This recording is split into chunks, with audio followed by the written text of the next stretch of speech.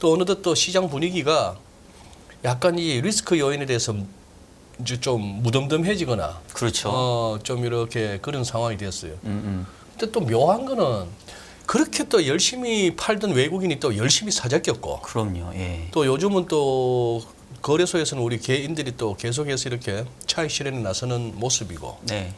아니면 뭐 손실이 좀 준 상태에서 포지션을 갖다 좀 줄이거나 이런 상황인데 가만 그것도 그거지만 요거 한번 체크 한번 해보고 가고 싶네.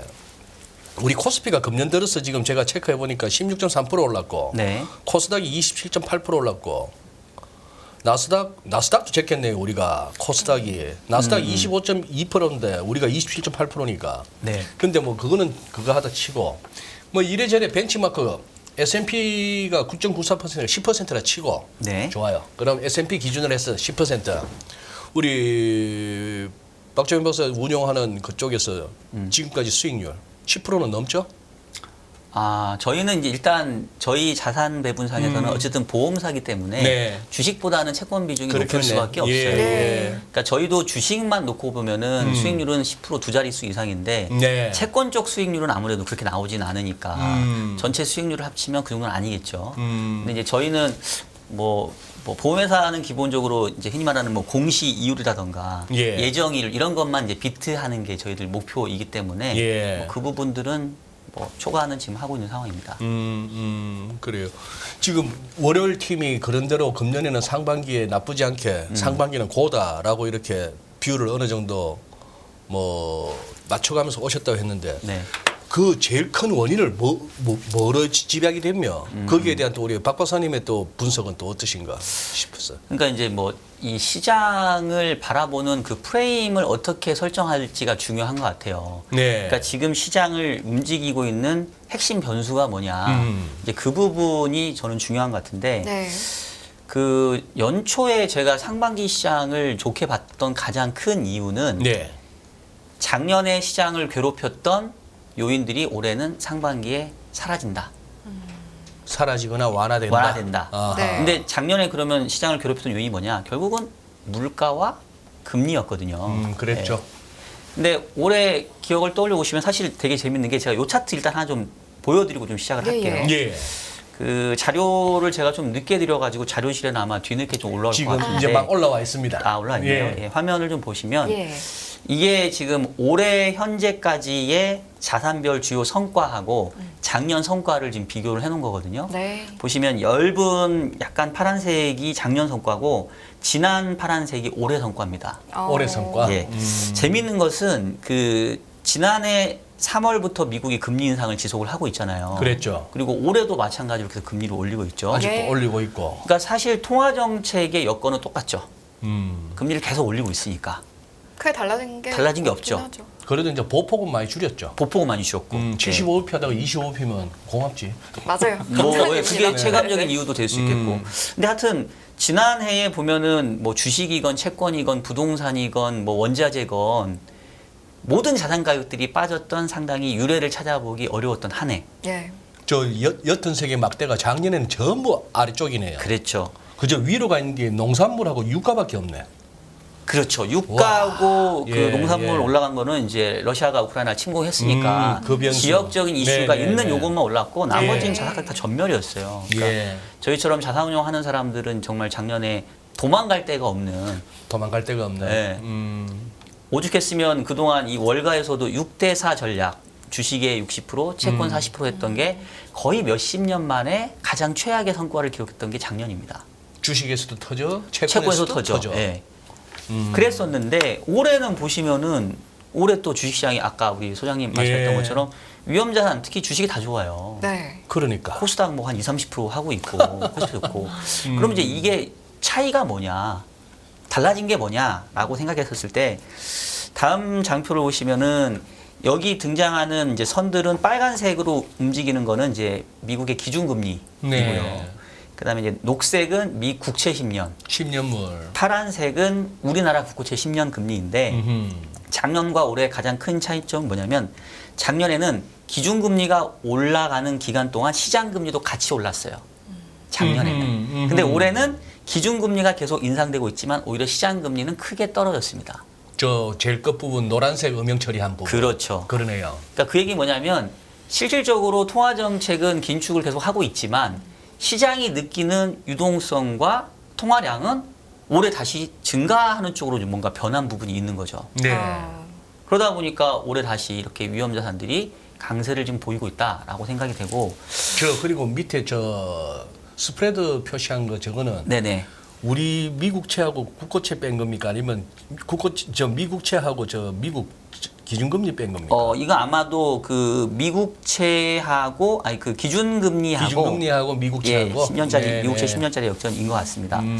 자, 그러면 이제 무슨 얘기를 하고 싶냐면 제가 원래 올해 초에 시장을 좀 강하게 봤던 가장 큰 이유는 기준금리의 변화가 중요한 게 아니라 실제 통화량 내지는 시장의 유동성이 중요한데 올해 가장 큰 차이점은 작년에는 물가가 빠르게 급등하는 구간이었고 올해는 작년 하반기부터 사실 물가는 좀 떨어지기 시작했거든요. 예. 네. 근데 물가 하락세가 상당히 눈에 가시적으로 보이다 보니까 물가가 떨어졌다기보다도 물가 상승률이 낮아지기 시작한 거죠. 그렇죠. 예, 정확한 예, 표현은. 예.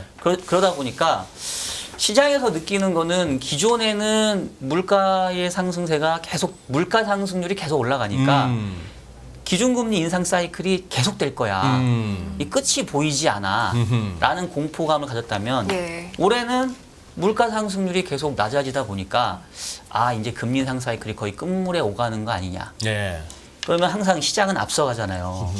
그러다 보니까 올해 상반기에 흔히 말하는 연준의 통화정책 스탠스의 변화, 연준 피봇에 대한 기대감이 높아질 거다. 그리고 앞서가는 시장은 피봇뿐만 아니라 금리 인하도 이제 반영하기 시작할 거다. 네. 사실 올해 상반기는 좀 그랬던 거죠. 네. 그게 이제 상반기 내내 시장을 강세로 이끌어왔던 메인 핵심 변수라고 생각하는 거고 네. 거기에 플러스 뭐 최근에 AI라던가 뭐 반도체라던가 이제 이런 것들이 조금 가미된 것 같아요. 그래서 제가 올해 시장을 가장 크게 봤던 작년과 올해 시장의 가장 큰 핵심 변수는 여전히 금리와 유동성인데 네. 올해 상반기는 그게 시장에 긍정적으로 작용을 했던 거고 네. 근데 이제 결론적으로 하반기에는 그 우호적인 환경이 조금 변화가 있을 것 같다. 그래서 조금 주의가 필요하다. 하몰이 좀 주의가 필요하다로 바뀐 거네요. 그렇죠. 그러니까 예. 상고하몰이니까 지금 이제 상반기 말 끝나는 시점이니까 좀 어느 정도 결론을 내야 되는데 저는 개인적으로 하반기에 다시 조금 보수적으로 봐야 되는 게 아니냐라는 쪽으로 제 뷰는 지금 바뀌고 있어요. 아, 그래요? 예. 현재로서는 시장의 소수설에 서 계신 거예요. 그렇죠. 지금 벌써 예. 한 5월 장 넘기고 6월 이틀 이렇게 장이 막 이런 데다가 하니까 환율 팍팍 떨어져 2,600 위로 올라가 이러니까 네. 지금 막 3,000포인트 얘기하고 이렇다니까. 그렇죠. 네. 근데 일단은 전제 조건은 상고예요. 상고죠. 아직 상반기 안 끝났습니다. 예. 상반기. 네. 네. 그렇지. 한 6월 20일 말까지는. 그렇죠. 네, 네. 오케이. 그러니까 결론은 6월과 7월이 요번 상반기 장세에 이제 클라이막스를 향해 가고 있는 거가 아니냐라고 이제 저는 좀 개인적인 생각을 하고 있는 거죠. 지금 6월은 상고 하재의 상고의 클라이막스를 그래서 가고 향해서. 있다. 예. 아하. 갑자기 매도를 할 게 뭐가 있더라 이렇게 얘기하게 되는데 알겠습니다. 그러면 하반기 분석하는데 또 여러 가지 요인들이 있으실 거 아니에요? 그거 좀 더 네네. 자세히 들어볼까요? 네. 그러니까 제가 이제 쭉 상반기에 왜 강한 시장을 네. 받는지를 말씀드렸는데 거꾸로 하반기는 올해 실질적으로 기준금리 인상했지만 물가가 떨어지니까 시장에서는 금리 인하를 이제 선반영하는 그런 이제 시장이었다고 보는 건데 그러면 이제 지금 정도 수준에서는 실질적으로 기대했던 통화 정책의 변화가 나타나야 돼요. 하반기까지 계속 시장이 쭉 가려면 시장의 기대에 그칠 게 아니라 진짜로 기준금리가 인하된든지 아니면은 뭐 정말 인하에 대한 그 가능성을 뭐 중앙은행이 보여주든지 이래야 되는데 저는 그 가능성이 좀 낮다라고 보는 거고 결국은 이제 물가를 다시 좀 주목을 해야 된다고 생각을 합니다. 물가. 예. 그러니까 지금 사람들은 물가를 어느덧 이제 다 조금 잊어버린 것 같아요. 왜냐하면 다음 차트를 보시면은 그 연준이 중요하게 보는 물가는 코어 PC인데 시장에서 주로 보는 물가는 제가 봤을 때는 헤드라인 CPI인 것 같아요. 시장의 센티멘트를 좌우하는 네, 네. 거예요. 왜냐하면 CPI가 PC보다는 일찍 나오잖아요. 그렇죠. 한 2주 정도 일찍 나오거든요. 예. 그러니까 이미 CPI 나오면은 이제 거기서 다 물가에 대한 판단을 해버리죠. 그래서 실질적으로 PC까지는 별로 사람들이 신경을 안 쓰는 것 같고, 그리고 뭐 코어 CPI나 코어 PC가 중요하긴 하지만 어쨌든 그냥 헤드라인 CPI가 좀 팍팍 움직이니까. 일단 뭐 발표가 돼도 제일 먼저 발표되고 그렇죠. 속보가 떠도 제일 먼저 뜨고. 네네. 그래서 이 헤드라인 CPI의 궤적을 보면 작년 6월이 9.1%였어요. 근데 맞아요. 최근에 5.0까지 들어갔거든요. 예. 4.9인가 5% 깨졌던 뭐 것 그 같기도 정도. 한데. 근데 제가 원래 추정하기로는 올해 6월 지표, 그러니까 지금 이달 13일인가 나오거든요. 6월 13일 날. 그거는 5월 지표가 나오고 6월 물가는 이제 7월 중순에 나오겠죠. 그러니까 7월 중순에 나오는 6월 물가는 저는 잘하면 2% 후반까지도 나온다고 봅니다. 헤드라인 CPI가. 예. 그러면 이제 시장에서는 야 이거 연준의 타겟 수준 2%대 거의 다 오는 거 아니야? 그럼 이제 진짜 금리 인상 끝났네. 뭐 금리나 말은 저렇게 하지만 금리는 하는 게 맞겠네. 네. 뭐 이런 생각을 충분히 할 수 있는 거죠. 근데 이제 문제는 그 이후에 7월 이후는 기저효과가 사라지게 돼요. 그러면 이제 진짜로 이 물가에 영향을 미치는 핵심적인 변수가 다시 영향을 미칠 텐데 최근에 코어 CPI든 코어 PC이든 보면은 그 물가는 잘 안 떨어지고 있어요. 코어는. 예, 코어는. 그 얘기는 뭐냐면 기본적으로 이 물가의 하방 경직성 내지는 물가의 상방 압력이 여전히 강하게 존재한다. 예. 근데 이제 그게 기저효과 때문에 상반기에는 잠시 가려져 있다가 기저효과가 사라지는 하반기에는 다시 그 어떤 근본적인 물가에 대한 상승 압력이 다시 나타나게 되면 이제 시장에서는 물가 잊어먹고 있었는데 중앙은행이 이제 뭐 금리 인상은 다 끝난 걸로 알고 있었는데 오히려 진짜로 금리 인상이 스탑되는 게 아니라 포즈도 아니고 스킵이 될 수 있겠구나. 잠깐 멈췄다가 내지는 건너뛰고 인상 기조를 계속 할 수 있겠구나. 이제 그런 좀 어떤 기대감 가능성이 커지게 되면 상반기 대비 하반기 시장이 계속 강세를 유지하는 거는 좀 어렵지 않을까 이런 생각을 하는 거죠. 그래요. 오케이. 일단 물가 측면, 인플레이션 작년에 시장을 갖다가 가장 힘들게 했던 인플레이션에 대응하기 위한 중앙은행들의 긴축. 네. 그것이 작년을 모든 자산 시장을 짓눌렀다면 상반기는 그것이 좀 완화되거나 아니면 시장은 끝났다고 생각을 하면서 여기까지 달려왔다. 예. 그거 말고도 또 있었을 거 아니에요. 강세장 요인이. 뭐 근데 아까 얘기했던 것처럼 뭐 상반기 시장은 2차 전지가 국내에서는 이끌었고 최근에 이제 반도체니까 이거는 약간 그 업의 모멘텀이 가세한 것 같기는 해요.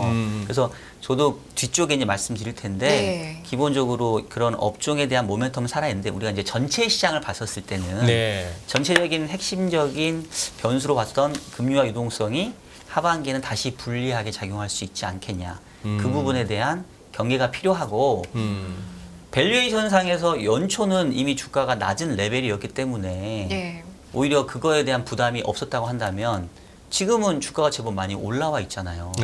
그래서 예. 이 가격대에 따라서 호재와 악재에 대한 민감도가 달라질 거기 때문에 상반기 시장이 지금의 분위기대로 지금 분위기면 뭐 삼성전자 거의 8만 전자 그냥 넘어갈 것 같고 코스피 뭐 한 2,700 그냥 눈앞에 한 6월, 7월이면 갈 것 같긴 하거든요. 그럼 이제 그 레벨에서 앞서 얘기했던 것처럼 다시 금리 인상이 끝이 아니라 재개될 수 있다라는 환경과 맞닥뜨리면 그럼 그때도 계속 연말까지 시장이 강해질 수 있겠냐. 네. 그 부분을 저는 지금 먼저 얘기하고 있는 거죠. 네. 그 말씀하시면서 금리 인상이 재개될 수 있는 환경과 맞닥뜨리면이라고 말씀하셨는데 그러면 네. 그 환경이 될지 안 될지에 대한 부장님 의견은 어떤지도 궁금한데요. 저는 일단 요번 그 한 2주 뒤에 나오는 6월 FOMC가 되게 중요할 것 같긴 해요. 예. 그렇죠. 뭐가 중요하냐면 지금 시장의 전망은 6월은 동결. 왜냐하면 지난주에 뭐 여는 관계자들이 일단 6월은 조금 건너뛰는 게 좋겠다. 그 다음에 7월 가서 이제 정보들을 취합해서 다시 결정하자. 이제 이러고 네. 있거든요. 그것도 어제 또 닉 티메라우스 월스트리트저널 기자가 또 뻐꾸기 날렸더만. 어떻게요? 그 기사 못 봤는데. 기사 나왔던데요. 어떻게 나왔나요? 연준 이번에는 안 한다? 안 하고 예, 예. 뭐 나중에 hike later 나중에 뭐 할 수도 있다. 그러니까 이번 달은 거의 뭐 뭐 포즈니 뭐 스킵이니 하지만 그렇지. 이달은 어쨌거나 안 한다. 안 한다. 그렇죠. 이러다 이제 하면 이제 그거 하는데 설마 하겠어요? 하면 이제 독박 써야 되는데 저 의외도 저렇게 뭐 치고받고 싸우려 하다가 다 그냥 후다닥 다 통과시키고 그러니까요. 했는데 연준 너희가 여기다 고춧가루를 뿌려 이 소리 들으려고. 그러니까 저는 그래서 6월과 7월이 아까 제가 이번 강세장의 클라이막스가 될 수 있다라고 얘기를 했던 이유가 클라이막스가 사실 6월 달은 이보다 더 좋을 수가 없어요. 왜냐하면 그동안 불확실성으로 작용했던 부채 한도 협상 끝났죠. 끝났어. 불확실성 제거됐어. 그 다음에 금리 계속 올리다가 6월에 동결하면 정말로 이제 1년 한 3개월 만에 금리 인상이 멈추는 거예요. 멈추는 거야. 그러면 연준은 우리 멈췄다가 다시 인상할 수도 있어요라고 얘기를 하겠지만 시장은 안 믿거든요. 에이 이제 의뢰 이렇게 생각하는 거죠. 금리 인상이 멈추면 시장이 금리 인하로 가겠다라는 거를 오해할 수 있으니까 마지막에 약간 블러핑하는 전략으로 저렇게 얘기하는 거 아니야라고 연준의 그런 매파 스탠스를 디스카운트할 가능성이 커요. 그러니까 다음 달에 금리 인상할지 안 할지 모르겠고 어차피 6월이 동결이라며. 그럼 6월은 사실은 가는 게 맞거든요. 근데 이제 6월에 나타날 강세를 어떻게 바라보느냐가 저는 중요하다고 보는 거예요. 이거를 이제 계속 쫓아가면서 하반기까지 강세로 우리가 쭉 밀고 가는 걸로 받을 건지 네. 아니면 저처럼 야 이제 추수해야 되는 시기가 왔구나. 올해 추수. 상반기 잘 했고 잘 먹었으니까 예. 이제 슬슬 좀 걷어들이는 시기로 봐야 되나 이제 요 부분이 저는 중요하다고 보는 거고 저는 지금 후자의 얘기를 좀 하고 있는 거죠. 그러니까 예. 지금 잠깐만요, 박 박사님. 우리 지금 브릿지님이 하셔가지고 지금 체크해보고 있는데 네. NDF 시장에서 지금 1,300원 깨지는 중이에요 하셔서 지금 더 시세 확인해보니까 1,299원 뭐 45전 이렇게 나오네. 이렇게 된다면 이게 지금 요새 스왑 포인트가 1개월 스왑 포인트가 마이너스 2원이니까 여기서 2원 더 해도 1,301원대니까 와 그래 내일이란다. 다음 주 다음 주. 월요일 날은 이거 개장 초부터 1,300원 깨나 마나 이걸로 시작할 수 있는 상당히 또 크리티컬한 데까지 왔네요. 그렇죠. 확률이. 아니 깨는 게 당연하지 않겠어요? 6월에 금리가 동결되는데 그러면 시장은 금리 인상 진짜 끝났다. 만세를 부를 거예요. 제가 봤을 때는 정말 만세를 부를 건데 네. 저는 이제 그 만세를 우리는 추수하는 기회로 노려야 된다는 얘기인데 이제 요거는 제가 너무 빨리 나왔나 한 6월 말 정도 나왔으면 좋았을 텐데 또 제가 다시 얘기할 기회가 있을 텐데 근데 이제 아까 제가 6월 FOMC를 그 중요하다고 말씀드렸는데 요거 하나만 좀 더 말씀드릴게요. 예. 그 연준이 1년에 8번 회의를 하잖아요. 네. 근데 3월, 6월, 9월, 12월 분기 말에는 점도표를 발표를 하죠. 그러니까 그러면 요번에 점도표가 어떻게 바뀔까 그게 되게 궁금해요. 궁금하잖아요. 예. 그래서 제가 준비를 했는데 지난 3월 달에 발표한 점도표 숫자들인데 예. 이게 잘 보이실지 모르겠다. 여기 참 보면은 이거 거시실 하시는 분들은 우리 지금 이 얘기하는 거 참 네. 못마땅하실 거야. 당신들 아직도 연준 타령이고 아직도 이 점도표냐 이러실 것 같아. 그럴 수도 있죠. 근데 저는 그런 분들께 따지고 싶은 게 상반기 장세가 결국은 이것 때문이었는데. 네, 이것 때문에 오른 거예요. 작년에 이것 때문에. 우리가 그렇게 고생했던 네. 것도 이것 때문이었는데. 아니 그리고 올해 연초만 하더라도 상반기 강세를 얘기하면 미친놈 소리 들었어요. 그러니까. 대부분의 전망은 다 상저하고였거든. 그러니까. 증권사들. 예, 왜냐하면 예. 그것도 상반기에는 연준의 금리 인상이 지속되니까 안 좋다가 하반기 되면 금리 인상 끝나고 경기 돌아서니까 하반기 좋을 거예요라는 게 컨센서스였는데 거기다 대고 상고예요라고 얘기하면 연초 분위기는 그냥 거의 미친놈 얘기였습니다. 근데 이제 지금 제가 또 다시 하반기 조금 안 좋게 얘기하면 지금 현재의 분위기랑 안 맞겠죠. 예. 박정희 좀 이상한 얘기하네. 쟤는 지금 현재의 분위기하고 너무 동떨어진 얘기를 하네라고 생각하실 수도 저 있어요. 친구는 관종 같아. 맨날 다른 사람들하고 반대로 가. 아니 이래서- 그건 아니고. 그건 아니고? 예, 그건 아니고. 올해는 어떻게 좀 그건 안 좋게 아니고. 가게 된 건데. 음. 근데 이제 요거를 제가 보여주고 싶은 게 네. 여기 보면은 연준이 점도표로 크게 발표하는 게 이제 성장률, 실업률, 물가, 이제 기준금리 예상치잖아요. 예. 그 성장률하고 실업률은 그냥 차치하고 물가를 보면 그 원래 지난 3월 달에 올해 물가 전망치가 PCE 기준으로 3.3%. 그 다음에 코어 PC 기준으로 3.6%였어요. 3월에 전망. 그래요. 네, 네, 맞아요. 네. 그래서 기억해 보시면은 기준금리도 연말 기준으로 5에서 5.25의 중간값이 찍혔거든요. 그러면 이제 무슨 얘기냐면 연준이 판단하기에는 3월 그 버전으로 물가가 뭐 코어나 뭐 그냥 PC 기준으로 대충 3%한 중반 정도 수준이면 기준금리는 한 5% 초반 정도인 게 적합하겠지, 균형이겠지, 네. 이렇게 이제 잡았을 거란 말이에요. 네. 예. 자, 그럼 이제 6월이 됐으니까 다시 업데이트를 해야 되죠. 그러니까 자, 그럼 이제 과연 성장률하고 실업률은 차치하고 지금 물가에 포커싱 돼 있으니까 통화 정책이 과연 이 PC나 코어 PC가 6월에도 3월 전망을 유지할 수 있을 거냐? 제가 봤을 때는 많이 올려야 될 거다. 그 최근에 발표된 게 코어 PC가 네. 전년비 YOY로 4.7%예요. 맞아요. 저 친구 지금 3.6% 얘기하는 거 그러니까 아니야? 안 맞아요. 안 맞아. 아무리 봐도 안 맞아. 그러면 무조건 PC랑 코어 PC 물가 전망치를 상향 조정할 수밖에 없어요. 그러니까. 근데 그러면 기준금리를 납둘 수가 있겠냐? 얘는 연동돼 있는데. 설령 올리지는 못하더라도 전도표라도 중간값이라도 그렇죠. 한 클릭이라도 올려야겠네. 그렇죠. 그래서 마저 차트를 한번 보여드리면 네. 이 왼쪽에 있는 게 PC 물가예요. 올해. 네. 네. 지난주 금요일 날 발표가 됐었죠.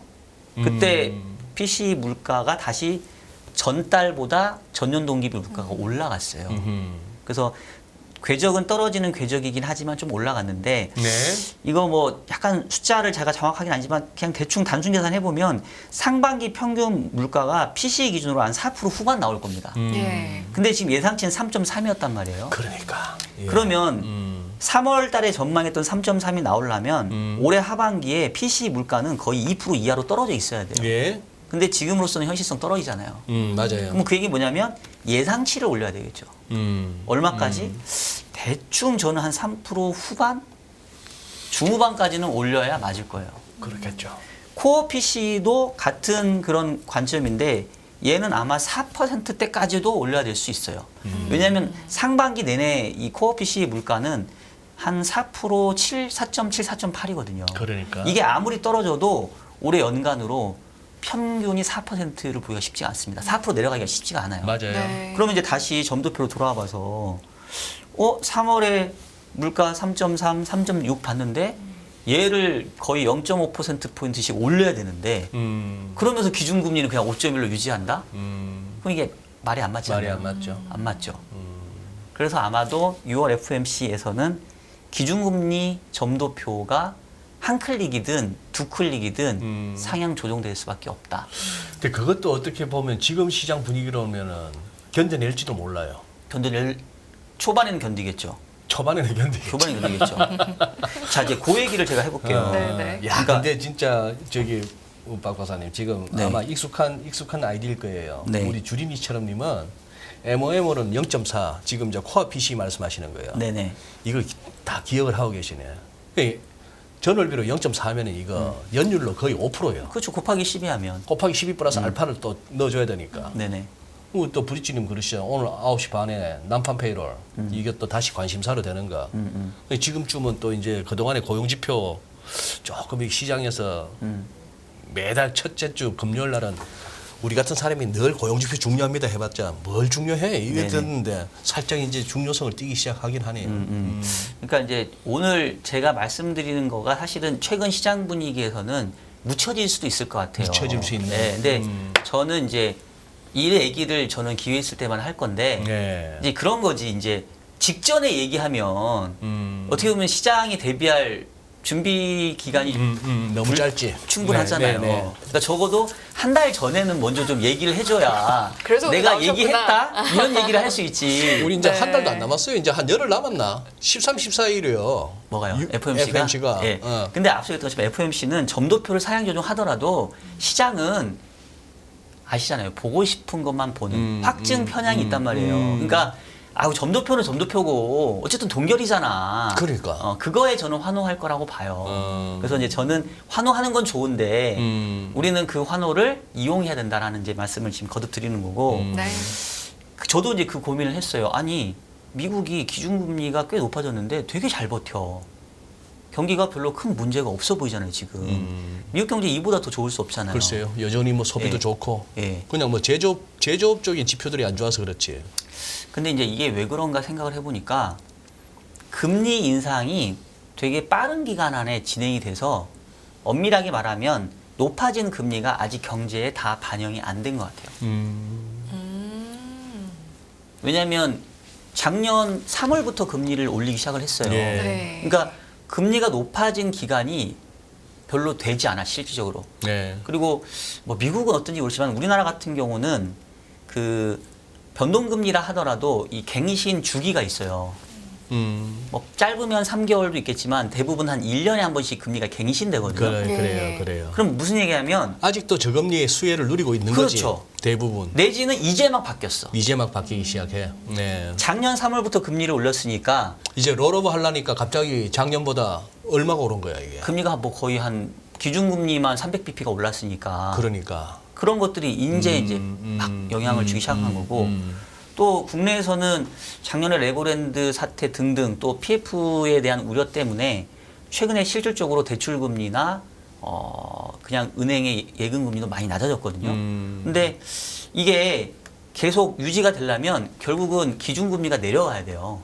네. 근데 기준금리가 높은 수준을 유지하고 있으면 지금은 운 좋게 또 금리가 살짝 떨어졌을 때 갱신됐다 하더라도 그 다음번에 갱신될 때는 금리 또 높아지거든요. 네. 그래서 아직 고금리에 따른 매크로의 영향은 아직 그러니까 충분히 반영 안 됐다. 앞으로 반영되기 시작할 거다. 지금 그 말씀 저는 지금 네. 오늘 완전 막 탁 다가오네. 어. 저 은행에 마이너스 마이너스 대출은 항상 뭐 혹시나 싶어서 열어는 놓잖아요. 네네. 저 갱신할 때 됐다고 전화 왔더라고. 그래서 그냥 간단하게 이제 생년월일만 밝히래. 네. 갱신한다고. 네 했더니만 그 다음에 이제 금리만 알려주더라고. 얼마 정도 오르셨나요? 7점 몇 프로라. 내 작년만 해도 4%대 초반인가 그랬는데. 그렇죠. 헉 싶으면서 예. 네 일단 뭐 갱신은 해야죠 해놓고 그렇죠. 어지간하면 이거 마이너스 쓰면 안 되겠다. 내가 박정현 부장한테 내가 돈을 빌려서 잠시 갚더라도. 저요? 저는 10%에 빌려줄 겁니다. 아니 저는 마이너스 통장 근데 지난번에 한 아우. 2.9 이랬던 것 같은데. 그러니까 2.9 이제 다시 갱신하면은 못 돼도 6, 7% 달라 할 걸요. 그러니까 제가 드리고 싶은 말씀은 야 지금 금리 높아졌는데 뭐 사실상 경기에 큰 부담 없어 주식시장 잘만 가잖아라고 얘기하는 거는 좀 위험할 수 있다. 왜냐하면 실질적으로 금리가 올라간 거에 대한 영향이 시차를 두고 나타나기 때문에 그 영향이 올해 하반기 이후에 본격화되지 지금은 경제 전반에 영향을 주고 있지 않아요. 여전히 저금리의 수혜를 누리고 있었어요 사실은. 근데 그거에 대한 충격이 이제는 가시화될 수 있는데 네. 과연 부담이 전혀 없을 거냐 그 걱정을 하는 거죠. 저 지금 갑자기 빡쳤어요. 예. 왜요? 지금 마이너스 지금 7점 몇 프로 소리를 했더니만 네. 소장님의 신용이 의심스럽다는 분도 있고 요즘 보통 뭐야 이거 그러면 그 네. 은행이 나한테 바가지를 씌운 거야. 내가 신용이 안 좋은 거야. 네. 그럼 월요일에 한번 전화를 해보시는 걸로 그러니까 나 이거 추천드리고요. 그랬지만 마녀주님은 6.5% 빌려드린대. 소장님 그래서 요즘에 그 대출 금리 비교하는 그 서비스가 시작됐잖아요. 앱으로 그냥. 네. 그러니까. 그걸 한번 해보시길 바라겠습니다. 저도 안 해봤는데 근데 어쨌든 간에 비교한다 하더라도 기본적으로 갱신되는 금리는 거의 1년 전과 비교해보면 2, 3%는 다 올라갈 거예요. 그러니까 그 충격은 아직 안 왔잖아 우리는. 그 이자를 아직 안 내봤잖아요. 근데 이제 어쨌든 계속해서 반복해서 말씀해 주시는 게 그 네. 충격 그리고 물가 반영에 대한 타격 이런 걸 아직 안 받았기 때문에 네. 일부 유예 기간이 아직 있는 것처럼 이제 말씀을 해주시잖아요. 그러면 네. 타격을 받는 시기가 하반기쯤이라고 말씀을 해주시긴 하셨는데 네. 대충 언제쯤부터 저희가 마음의 준비를 하고 있어야 되는 거예요? 대략적으로. 글쎄요. 네. 그러니까 뭐 사실 뭐 시기를 딱 못 박는 거는 이제 되게 좀 위험할 수는 있는데 그럼 그 얘기를 좀 해볼게요. 예. 그러니까 그 어쨌든 저처럼 채권을 베이스로 전체적인 자산을 보는 사람들이 요즘에 약간 좀 비아냥처럼 듣는 게 야 장단기 금리 역전이 경기 침체의 신호라며. 근데 지금 뭐 역전된 지가 뭐 한참 지났는데 이건 뭐 그 얘기 많이 했었죠. 어. 네. 니도 그래갖고 그 쫄보같이 그래갖고 언제 돈 벌래? 그렇지. 그러니까 니네가 그런데 맨날 그러는 거야. 그런 뭐 거야. 이런 비아냥을 많이 듣죠. 근데 다시 한 번 말씀드리지만 이제 저도 채권이 아닌 주식도 하기 때문에 채권쟁이로 이렇게 자꾸 한정 짓는 거에 대한 저도 이제 약간의 거부감이 있긴 한데 근데 저는 여전히 이 장단기 금리에 대한 그 미래 예측력을 믿는 사람이에요. 네. 저는 대단히 믿는데 네. 다시 한번 또 차트를 한번 보여주시면 그 뭐 다 잘 알고 계시죠. 장단기 금리 10년과 3개월 또는 저기까지 10년과 내려갔어요? 예, 2년 오, 금리의 역전이 이제 경기 침체에 선행하는 건 아는데 이거는 이제 우리 유동원 본부장님이 데이터를 항상 보여주셨는데 예. 시차가 있어요. 시차가. 예. 역전되고 나서 경기 침체가 언제 오냐. 우리 승희 앵커가 지금 물어본 언제부터 우리가 대비해야 됩니까? 네. 라고 하셨는데 경기 침체가 실질적으로 시작된 시기하고 장단기 금리 역전된 시차를 보면 짧게는 한 10개월 뒤, 길게는 한 거의 30개월도 가요. 그래요. 그리고 평균적으로는 한 18개월 정도. 한 1년 반. 1년 반 정도. 맞아. 예. 그러면 지금 장단기 금리 역전이 작년에 언제 되냐면 작년 10월이거든요. 작년 10월. 예, 작년 10월이에요. 그전 아니고? 그전 아니에요. 추세적으로 역전되기 시작한 게 작년 10월이에요. 그러면 그러면 10년과 3개월 기준으로. 이제 뭐 한 7, 8개월 됐네. 그렇지. 이제 사실 얼마 안 됐어요. 평균만 가더라도 한 10달은 더 버틸 수 있네. 그렇죠. 그거를 환산해 보면 언제 정도가 되냐면 내년도 초반 정도가 미국 경제 기준으로 침체가 예상되는 시기예요. 그러니까 그렇게 따지면 아직 멀었죠. 네. 아직 멀었기 때문에 그래서 이제 6월과 7월은 조금 시장이 더 즐길 수 있는 게 남아 있다고 이제 보는 건데 내년도 만약에 내년 초는 평균적인 시기니까 그거보다 더 늦춰질 수도 있고 땡겨질 수도 있어요. 그거는 이제 정책을 어떻게 펴느냐에 따라 달려 있으니까. 예. 근데 뭐 주식시장이 또 기본적으로 약간 좀 선행하는 그런 모습이라고 보면 내년도 초에 대한 침체의 어떤 징후가 있다고 하면은 한 6개월 정도 전이라고 하면 대략 한 3분기? 그때부터는 이제 뭔가 주변에서 조금 안 좋은 징후들이 나타나지 않겠냐. 대충 막 찬바람 불기 시작할 때. 그렇죠.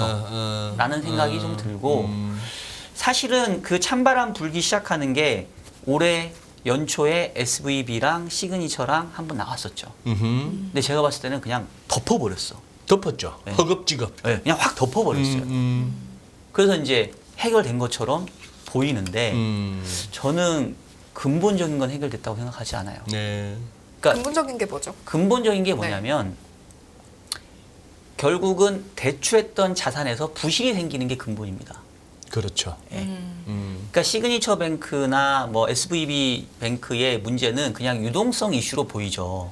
지금 뭐 들고 있던 드는 채권에 표면은 무슨 뭐 평가손 예. 그러다가 뱅크런이 발생했고 이런 정도로 해석하는데 네. 박 박사님이 하시는 거는 결국 대출에서의 빵꾸 나는 거. 그렇죠. 그게 문제죠. 왜냐하면 이들이 문제가 생긴 거는 그냥 걔네가 투자한 채권에서 평가 손실이 이제 크게 부각이 된 거예요. 그러니까 이제 예금자들이 못 믿겠다 해서 돈을 일시적으로 빼면서 뱅크런이 발생한 건데 네. 그러면 실질적으로는 뭐 이거는 대출이나 이런 거에서 문제가 난 게 아니니까 그리고 테크니컬리 국채잖아요. 들고 가면 다 원금 뭐 만기까지만 가면 물려주거든요. 그러니까. 예. 그 최근에 그 SVB인가 시그니처 뱅크인가 인수한 그 은행이 대박이 났어요. 왜냐하면 헐값의 국채를 싼 값에 맞아. 사들였거든. 근데 그 뒤로 또 국채율이 많이 떨어졌거든요. 그러니까 이제 그거는 제가 봤을 때는 문제 아니에요. 본질은 은행이 대출해준 대출 자산에 대한 문제예요. 그래요. 근데 지금 이제 많이 얘기를 들으셨을 건데 항상 미국이 금리 인상 사이클이 후반부에 오게 되면 항상 어떤 문제들을 야기시키죠. 약한 고리를 깨게 만든단 말이에요. 네. 90년대 후반에 있었던 게 그래서 아시아에 금융위기가 왔죠. 왜냐하면 아시아 국가들이 부채가 많았거든요. 그 다음에 2008년도에는 미국의 부동산 시장이 망가졌죠. 네. 왜? 부동산 쪽에 부채가 많았으니까.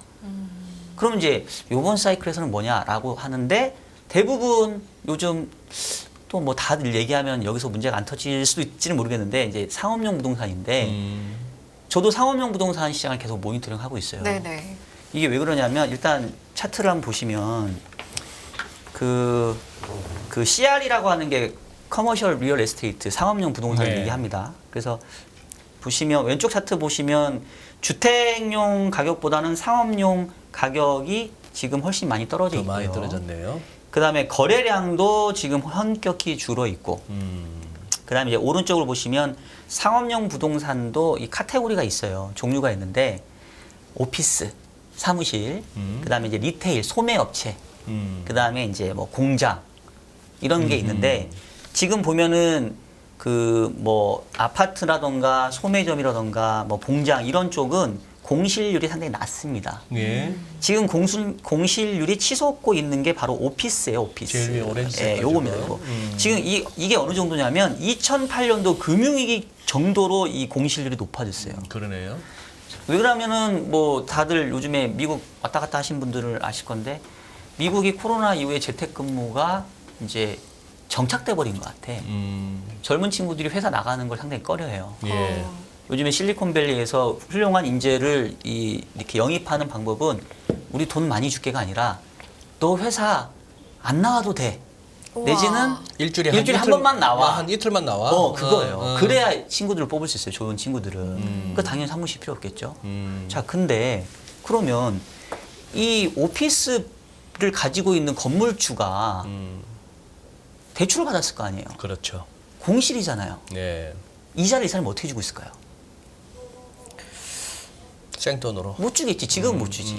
그냥 생돈으로 받고 있겠죠. 그러게요. 언제까지? 그냥 자기 괜찮았을 버틸 수 있을 때까지. 지금 이거 아닌 말로 미국만의 문제 아니에요. 박 박사님 한번 다녔다 보면은 기가 찹니다. 뭐 지식 신도시니 어디니 해갖고 뭐 새로 지은 데도마다 상가는 다 주상복합이 됐고 뭐 하는데 네네. 잘 지었어. 음. 잘 지었는데 전부 보면 임대 문의만 붙어 있어요. 뭐 섹터별로 좀 그런 게 있죠. 음. 자, 그런데 이렇게 설령 공실이 높다 하더라도 금리가 빨리 떨어져 주면 이 사람들이 버티고 넘어갈 수 있어요. 네. 그죠? 그렇겠죠. 그래서 금리는 빠르게 상승하고 빠르게 하락하면 사실은 경제에 미치는 영향은 거의 없습니다. 그 빨리 올라갔다가 빨리 내려오면 예, 그냥 금융시장의 심리적인 것만 영향을 줄 뿐이에요. 네네. 앞서 했던 것처럼 왜냐하면 장기화돼야 얘가 매크로 경제 환경에 영향을 주거든요. 예. 근데 지금 제가 앞서서 이제 뭐 물가도 얘기하고 뭐 금리도 오히려 인하되는 쪽이 아니라 다시 인상할 수도 있다는 얘기를 드린 거는 설령 더 인상이 안 된다 하더라도 지금 높은 금리 수준이 유지만 돼도 이제는 부담을 주는 기간으로 점차 이제 갈 거라는 거예요. 네. 근데 그게 아직 충분히 시장에 반영이 안 됐을 뿐이지 영향이 없는 게 아니라고. 근데 눈에 안 보이니까 야 아무 영향 없는데 그리고 아까 소장님 얘기했던 것처럼 금리 올려도 다 버틸 수 있는 거 아니야? 이렇게 생각하고 있는 거죠. 아직 충격은 현실화 안 됐는데. 예. 그래서 이런 것들을 종합해 보면 이번 사이클에서도 이 금리 상승에 대한 충격을 어쨌든 어떤 형태로든지 한 번은 좀 겪고 가지 않겠냐. 이게 그냥 아무것도 없이 그냥 좋은 게 좋은 것처럼 과연 끝날까? 예. 이번은 다를까? 항상 이번은 다르다라고 얘기를 하고 기대하지만 지나놓고 보면 또 별반 다르지 않던데. 예. 그래서 그런 거에 대한 위험성이 하반기에 어느 시점 나타날 수 있기 때문에 상반기 이렇게 강했던 시장인데 하반기도 더 강해진다? 저는 이렇게는 못 보겠다는 거죠. 그래요. 일단 뭐 일부에서는 우리 박종윤 부장께서 얘기하시는 우리가 조심할 부분. 그래서 지금 하시는 얘기는 거기에 아직까지 조금 더 이 랠리가 이어질 수 있는 걸 잘 활용을 하자 이런 얘기인데. 그렇죠. 그다음 준비하신 요거 재밌네. 요거 필라델피아 반도체 지수하고 우리 삼성전자 주가 무슨 말씀을 하고 싶으신 거예요, 요거? 아니 그래서 사실은 그 저희 포트도 지금 주식을 들고 있어요. 여전히 많이. 예. 그러니까 제가 이제 뭐 이렇게 시점까지 정확하게 맞출 수는 없겠는데 그 최근에 약간 시장의 강세가 연장이 되고 약간 활용 정점 클라이막스를 딱 찍는 게 제가 봤을 땐 반도체 같아. 활용 점정. 예. 요번 이 장의 클라이막스를 찍는 게 항상 마지막 그러니까 그러면 이렇게 얘기하면 또 하반기 폭락이라고 얘기할 수 있는데 그러니까 저는 상반기가 정말 돈 벌기 좋은 장이었고 기대수 뭐 몇십 프로 올랐잖아요. 근데 나 딱 느낌에 예, 하반기는 결국 제일 마지막에는 나오나 조용필이 나오잖아. 그렇죠. 결국 반도체네. 그렇죠. 돌고 돌더니 결국 반도체네. 그렇죠. 그래서 지금 뭐 반박을 할 수가 없잖아 이게. AI 생성형 AI가 향후에 미래를 지배할 거고 우리 젠슨 황 엔비디아의 예. 그 CEO가 얘기하는 것처럼 이제 AI를 쓰지 않는 기업은 도태될 거고 이건 맞잖아요. 그러니까 4차 산업혁명 이후에 5차 산업혁명이라고 얘기할 수 있잖아요 AI를. 그러니까 저도 동의해요. 그러니까 당연히 뭐 GPU도 필요하고 GPU 필요하면 D램 반도체도 필요하겠죠. 그러니까 당연히 삼성전자 하이닉스 가야지. 그동안 논 게 얼만데 네, 쉬었으니까. 근데 이제 제가 생각하는 건 뭐냐면 그럼 삼성전자까지 다 갔어. 그럼 그 다음에 누가 바톤을 이어받을 건데? 이 반도체 랠리를 갖다 계속 이어가야죠. 계속 이어간다. 어떻게 하느냐 하면은 이제 사업 목적을 넓히는 거야. 사업 목적을. 우리 단순하게 그냥 뭐 D램 내지는 무슨 뭐 그런 거 비메모리 반도체 이거 남들 그냥 맡긴 거 그냥 만드는 이런 차원을 넘어서서 네. 우리도 AI를 갖다가 진출하고 네. 그리고 그다음에 리튬 광산도 한번 개발하고 네. 경영기획실로 모셔가야 될 것 같지 않나요? 리튬 광산도 개발하고 좀 더 나가서 이렇게 우리도 한번 배터리도 한번 만들어 보겠다 이런 네. 식으로 이제 얘기를 하면서 네. 한번 그렇게 사업 정관에 계속 추가를 하는 거지. 그게 이제 항상 그 주가 상승의 랠리의 끝에 나타나는 현상이죠. 미래에 대한 장밋빛 전망을 끌어당겨서 현재 주가에 반영을 시켜. 그래서 부장님이 보시는 반도체 그 다음 주자는 누가 바통을 이어받을 것 같아요? 그러니까 저는 안 보인다는 거예요. 안 보이세요? 네. 하면 돼야지. 뭘 도해요? 계속 돌려야지. 우리 해물 건 다 해mus어. 네. 그러면 이제 또 띄울 수 있는 게 뭐가 있느냐 하면은 반도체에서 한번 더 띄울 수. 무상증자 테마 한번 띄우고. 네. 그다음에 여기서 또 이제 그것도 한번 가야지. 아니 근데 그런 것들이 시장을 이끌고 가려면 좀 규모가 커야 하잖아요. 근데 왜 반도체를 제가 활용 정점이라고 얘기했냐면 우리나라 시가총액 2천억 정도 되거든요. 코스피. 반도체 삼성전자하고 하이닉스가 차지하는 비중이 거의 한 5분의 1, 4분의 1 될 거예요. 4분의 1 정도 될 거예요. 500, 두 개 합치면 한 500억 정도 될 거니까. 5천조, 500조. 2천조 원이거든요. 시가총액 2천조 원이고 그중에 한 500조 정도가 삼성전자 하이닉스 더한 그 값이거든요. 네. 그러니까 얘가 오르면 당연히 주가는 끌려 올라갈 수밖에 네, 없어. 그렇죠. 당연히. 네, 그러면 제가 이 시점에 네. 요거를 여쭤봐야 될 것 같아요. 우리 잠깐만 네. 승희 씨, 우리 네. 시청자님들이 아이디어를 주시네. 어떤 아이디어요? 안 보이면 바이오로 가자. 바이오. 그 다음이 잘 안 그런 보이면 거예요? 돌고 하다 보니 이제 그런 거예요? 바이오 한번 돌 때 안 됐나 이거죠. 저도 바이오가 그러니까 이게 제가 이렇게 저희 그 시청자분들은 제발 너무 이 양극단의 그 흑백 논리로 봐주지 않으셨으면 좋겠는 게 네. 저는 자산을 배분하는 사람이에요. 그래요? 그러면 상반기는 주식 비중을 높게 가져갔던 거고 하반기는 저는 주식 비중 줄이고 싶다는 거예요. 예. 주식을 막 쫓아가지고 막 뭐 폭락을 그러니까. 보겠다는 게 아니라는 그러니까. 거예요. 네. 그러면 어쨌든 간에 어느 정도 주식 비중은 가져가야 하잖아요. 그러면 저도 그 다음에 조금 그래도 피해갈 곳 중에 하나로 보는 게 저도 바이오 섹터긴 합니다. 왜냐하면 제약바이오가 그동안 좀 많이 뭐랄까 소외됐어요. 소외됐었죠. 예. 그리고 지금 아마 요번 주인가 뭐 아스콘가 하는 뭐 암 뭐 뭐 종양 이렇게 학회가 하나 있잖아요. 있죠. 예. 그러니까 또 얘가 한번 스토리가 나올 때가 됐어. 그리고 다 해 먹었잖아요 지금. 2차 전지도 한번 올라갔고 자동차도 했고 뭐 이제 반도체까지 가면 그러면 이제 뭐 또 없나? 그러면 이제 분명히 뭐 제약바이오도 한 번은 저는 눈길은 간다고 봐요. 네. 그럼 상대적으로 선방을 할 수 있다고 보는데 자산 배분 단에서 봤었을 때 결국은 시장을 끌고 올라가려면 규모가 커야 되는데 과연 제약바이오가 전체 시장을 이끌 정도로 이렇게 크게 시장에 기여할 정도의 상승세겠냐. 그냥 걔가 그동안 부진했기 때문에 이제 눈 맞추기 차원에서 얘는 좀 올라갈 수 있지만 시장은 전체적으로 좀 슬로우할 수밖에 없지 않냐. 이런 네. 얘기를 하는 거죠.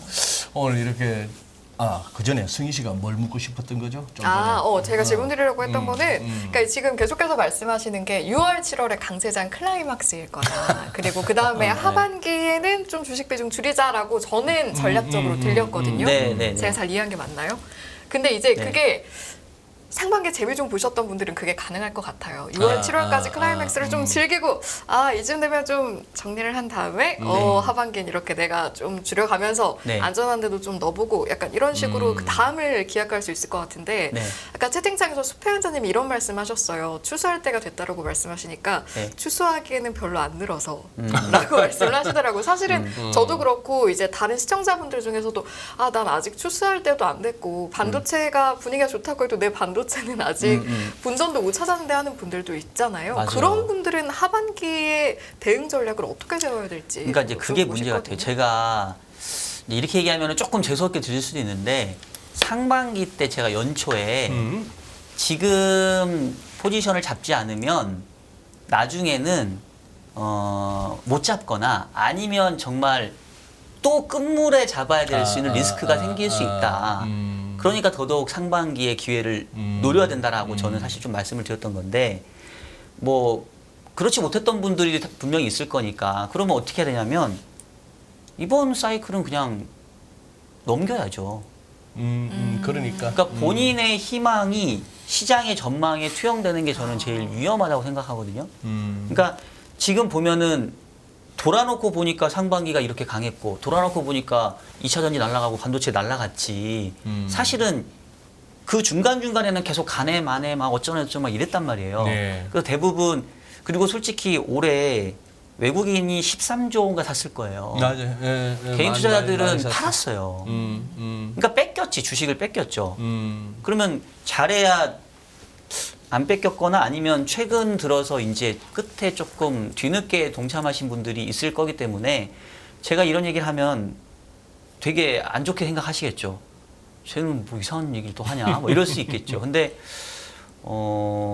내가 들먹었으니까 시장이 계속 가야 된다라는 쪽으로 자꾸 이렇게 보려고 하는 것 자체가 저는 좀 위험하다고 보고 네네. 그냥 내가 일찍 샀든 늦게 샀든 저는 그 팩트하고 자기가 생각하는 시장 논리를 좀 보셨으면 좋겠고 거꾸로 그러면 이제 하반기에도 계속 시장이 강해질 그 논리를 한번 생각을 해보자는 거죠. 하반기에 계속 지금의 강세가 유지되려면 어떻게 돼야 될까? 일단은 경기가 나쁘지 않고 그냥 계속 좋아지거나 내지는 적어도 흔히 말하는 마일드 리세션, 흔히 말하는 내지는 골디락스 정도, 그냥 연착륙, 네. 연착륙 정도고 금리도 대충 이 정도 수준에 있다가 그냥 조금 슬슬 내려가는. 자, 오케이. 이렇게 그 되면 정도로. 이렇게 되면 연말까지 시장은 강세를 유지할 거라고 봅니다. 근데 저는 그게 그 올해 제롬 파월 의장이 얘기했던 연착륙을 할 수 있지만 그 연착륙의 길은 좁은 길인 것 같다. 가능하지만 그 길에 딱 착륙하기가 쉽지 않다는 얘기예요. 그 활주로가 좁다는 얘기거든. 그럼 뭐냐면 갈 수는 있지만 확률은 떨어진다는 거예요. 그렇죠. 그러니까 운용하는 입장에서는 높은 확률에 배팅할 수밖에 없거든요. 예. 그러니까 설령 제 전망이 다르고 하반기도 내내 쭉쭉 시장은 갈 수도 있어요. 그렇지만 저는 낮은 확률에 배팅하고 싶은 생각이 없다는 거예요. 오히려 지금은 조금 추수하고 6, 7월 강세장에 추수 좀 하고 차라리 이제 그 다음 기회를 다시 기다리는 게 저는 좀 더 확률이 높다고 생각을 해요. 왜냐하면 지수대가 올라왔으니까 그냥 그거 네네. 하나만으로도 2,600, 700 갔는데 여기서 2,800, 2,900, 3,000을 바라보면서 투자하는 거는 하반기는 좀 너무 조금 그래요. 욕심이지 않나 알겠습니다. 안 생각하는 거죠. 그럼 일단은 오늘 박지원 부장 말씀을 설명을 듣는 중에 저한테 떠오르는 이미지는 그거였어요. 네. 진짜 저 뭡니까? 우리 동네 그 설렁탕집 잘하는 데 보면은 네. 24시간 하는 데인데 가마솥이 진짜 커요. 네. 가마솥이 크고 두꺼워. 이 노쇠 가마솥이. 이거 그 안에 있는 걸 뭐 물이 됐건 설렁탕 육수가 됐건 이거 찬 거 갖다가 그거 해가지고 이거 갖다가 끓게 하려면은 네. 꽤나 오래 떼어야 되거든요, 그죠? 네. 뭐 장작불로 떼든 가스불로 떼든. 그 지금 어떻게 보면은 거의 제로금리에 있던 놈을 5.25까지 상당 기준으로 여기까지 땡기고 네. 시장금리는 또 별도의 얘기지만 그렇게까지 긴축을 한다고 해서 대피고는 있는데 이게 아직 끓는 단계까지는 안 온 것 같아. 그 가마솥 안에. 저는 거꾸로 비유를 하고 싶어요. 그러니까 그 무쇠소를 끓였어. 끓였어. 끓여가지고 근데 얘를 이제 식혀야 되는데 식혀야 되는데. 뭐 찬물 한 바가지를 부었다고 해서 이게 식겠냐고요. 또 그렇게 비유를. 안 식지. 왜냐하면 근본적으로 지금 물가가 높고 여전히 시장의 유동성이 풍부한 이유는 코로나 때 풀린 돈이 전혀 회수가 안 됐어요. 아직도. 네. 그냥 기준금리만 올렸죠. 그것도 최근 1년 동안. 그러니까 작년부터 열을 식히고 있는 건데 이게 막 진짜 달고 오른 쇠가 금방 식겠냐고요. 네. 안 식죠. 그러니까 이제 이게 계속 힘이 있는 거야 아직은. 아, 오케이. 근데 이제 중요한 건 이 솥단지를 식혀야 되거든. 솥단지를 식혀야 되는데. 식혀야 되거든. 왜냐면 계속 뜨거운 모습으로 갈 수는 없으니까. 네. 그러니까 그 이게 말도. 인플레라는 게 그런 거잖아요. 이게 계속 인플레이션이라는 거는 경제가 열이 나고 있다는 거거든요. 열이 난 상태가 그러니까 흥분 상태인데 흥분 상태가 장기화되면 그래. 문제가 된다, 사고 친다. 그러니까 얘를 컴다운 시키려는 게 중앙은행 목표인데 얘가 아직 안 식어지지. 네. 그것도 이미지가 떠오르네요. 오케이. 그러면 이제 마무리합시다. 대충 우리 오늘 메시지는 확실하게 전달하셨어요. 네. 근데 이제 지금 문제는 금년에 뭐 ETF 시장을 보나 뭐 어딜 보나 우리 개인분들도 네. 채권 쪽으로 제법 돈을 태우셨어요. 네네. 자, 그럼 이 채권 투자 앞으로 하반기 어떻게 보세요? 결국 금리 향방인데. 네네. 그러니까 뭐 이게 이제 타이밍은 조금 이게 시장 환경이 좀 다를 수 있는데 이제 주식 비중을 줄인다는 얘기는 그러면 어느 자산 간에는 또 비중을 높여야 되는 거잖아요. 그러면 이게 바로 채권이냐? 저는 그 중간 단계에 현금 유동성을 한번 거쳐야 된다고 생각을 해요. 왜냐하면 주식과 채권이 그 역으로 관계를 보이는 시기는 사실은 그게 길지 않아요. 거의 대부분 같이 오르고 같이 떨어진 적이 사실 더 많습니다. 네. 맞아. 그리고 사실 코로나 이후로는 거의 비슷하게 움직여요. 예. 그러니까 올해 보면 주식도 좋았지만 채권도 나쁘진 않습니다. 특히 작년 말 금리 고점 대비로는 지금 100bp, 150bp 정도의 금리가 떨어졌어요. 그래서 우리 개인적으로 채권 투자하시는 분들은 작년에 그 20년짜리 채권 뭐 있거든요. 22-1인가 되게 유명한 채권 21-6인가 하여튼 그 채권은 작년 10월에 하신 분들은 채권 투자로만으로 25%인가 수익을 냈어요. 그래요? 채권으로요? 예, 듀레이션이 길기 때문에 가격이 많이 올랐거든요. 그래서 상반기는 사실은 주식도 좋았지만 채권도 은근히 강했단 말이에요.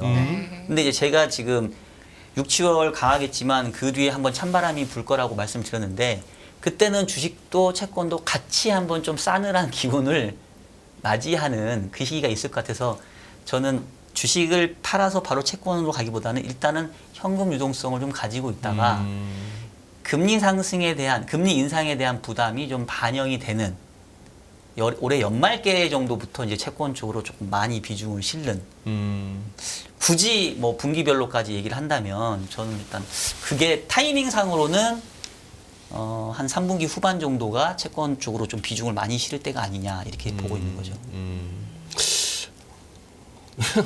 동아님, 승희님 귀가 쫄깃. 우리 열심히 듣고 있습니다. 우리 승희 씨가 네. 요즘은 이렇게 패널분들 얘기하시는 걸 갖다가 예사롭지 않게 듣고 계시고 정리도 잘할 뿐만 아니라 내가 보기에는 또 이렇게 돈을 어떻게 하든 뭐 더 조금이라도 더 불릴까 고민하는 중에 열심히 일하는 청년입니다. 저도 하고 이제 있어요. 댓글창을 보면 안 되는데 이제 네. 어떤 분이 네. 하반기에 이제 슈팅이 나와가지고 네. 제가 지금 말한 뷰를 바꿀 때가 고천이라고.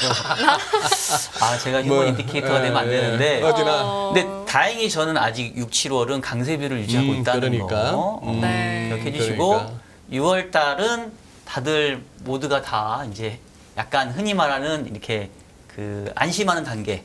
시장 강세가 누구나가 다 그래. 이제 뭐 그 투자의 시계 있잖아요. 보면 네, 네. 뭐 공포와 탐욕이 있는데 또 짝지 들어왔다. 정치각도기 TV 박재현 박사님 화이팅. 아, 해놨다. 박정희님 오셨구나. 네. 아 근데 우리 박 박사님 많이 왜 이렇게 차분해지셨어요? 옛날에는 이렇게 뭐 뷰를 말씀하시던 뭐 프레젠테이션을 하든 간에 네.